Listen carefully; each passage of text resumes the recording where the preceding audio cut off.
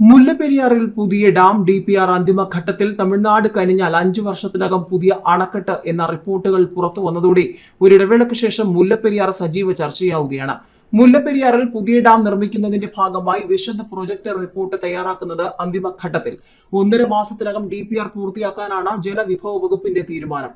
തമിഴ്നാടിന്റെ അനുമതി ലഭിച്ചാൽ 5 വർഷത്തിനകം മുല്ലപ്പെരിയാറിൽ പുതിയ അണക്കെട്ട് നിർമ്മിക്കാനാകുമെന്നാണ് കേരളത്തിന്റെ വിലയിരുത്തൽ.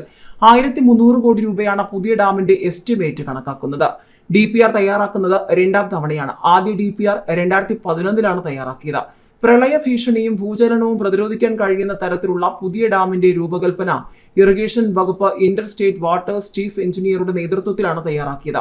എസ്റ്റിമേറ്റ്, അണക്കെട്ടിലെ പ്രത്യേകതകൾ, ഉയരം, വീതി, ഡാമിന്റെ പ്രവർത്തനം തുടങ്ങിയവയാണ് DPRൽ ഉണ്ടാവുക.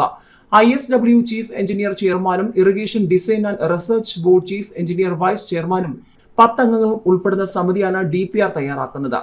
IDRB ഡയറക്ടർ, ഹൈഡ്രോളജി വിഭാഗം joint director, minor irrigation central circle superintending engineer, minor irrigation division executive engineer തുടങ്ങിയവരും അംഗങ്ങളാണ്.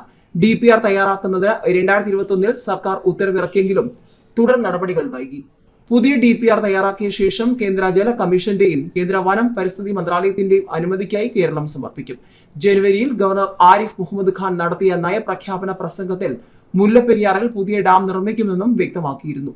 തമിഴ്നാടും കേരളവും സമവായത്തിലെത്തിയാൽ മുല്ലപ്പെരിയാറിൽ പുതിയ ഡാം നിർമ്മിക്കാമെന്ന് സുപ്രീം കോടതി വ്യക്തമാക്കിയിട്ടുണ്ട്. അനുരഞ്ജന പാതയിലൂടെ പുതിയ അണക്കെട്ട് യാഥാർത്ഥ്യമാക്കാനാണ് കേരളം കരുതുന്നതെങ്കിലും തമിഴ്നാട് കേരളത്തിന്റെ ആവശ്യം ഇതുവരെ അംഗീകരിച്ചിട്ടില്ല. 1.25 നൂറ്റാണ്ടിലേറെ പഴക്കമുള്ള ഡാം സുരക്ഷിതമാണെന്നാണ് തമിഴ്നാടിന്റെ വാദം. ഏതെങ്കിലും സാഹചര്യത്തിൽ പുതിയ ഡാം നിർമ്മിക്കാൻ സുപ്രീം കോടതിയുടെ അടിയന്തര ഇടപെടലുണ്ടായാൽ നടപടികൾ വേഗത്തിലാക്കാനാണ് DPR തയ്യാറാക്കുന്നതെന്ന് കേരളം വാദിക്കുന്നു. ഇടുക്കി ജില്ലയിൽ പീരുമേട് താലൂക്കിൽ കുമളി പഞ്ചായത്തിലാണ് മുല്ലപ്പെരിയാർ അണക്കെട്ട് സ്ഥിതി ചെയ്യുന്നത്. ഇവിടെ നിന്നും 366 മീറ്റർ താഴെയാണ് പുതിയ ഡാമിനായി കേരളം സ്ഥലം കണ്ടെത്തിയിരിക്കുന്നത്. പുതിയ അണക്കെട്ട് നിർമ്മിക്കാനുള്ള സ്ഥലം 1979 തന്നെ കേരളം കണ്ടെത്തിയിരുന്നു. DPRുമായി മുന്നോട്ട് പോകാൻ 2011 കേരളം തീരുമാനിച്ചു. 600 കോടി രൂപയായിരുന്നു 2011 എസ്റ്റിമേറ്റ്. മണ്ണ് പരിശോധന ഉൾപ്പെടെയുള്ളവ പൂർത്തിയാക്കി. അണക്കെട്ടിന്റെ രൂപരേഖയും തയ്യാറാക്കിയെങ്കിലും തമിഴ്നാട് എതിർത്തതോടെ നടപടി മുടങ്ങി.